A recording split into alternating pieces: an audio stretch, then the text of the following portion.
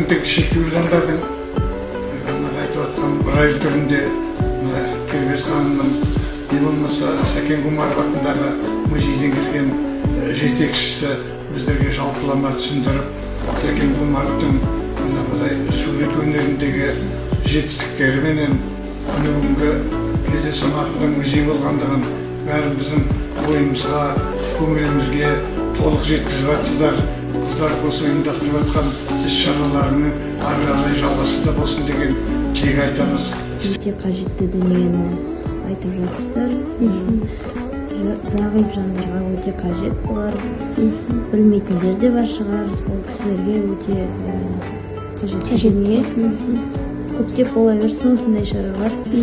Маған қатты ұнағаны жаңағы ай мен қыз. Мұң бейнесі. Қатты ұнаған. Суреттің бәрі әдемі, керемет, негізі ой керемет, негізі көптеп көзі көрмейтін адамдарға керек. Қолмен сезіп біліп, осындай сурет бар екенін балдарға керек әсіресе.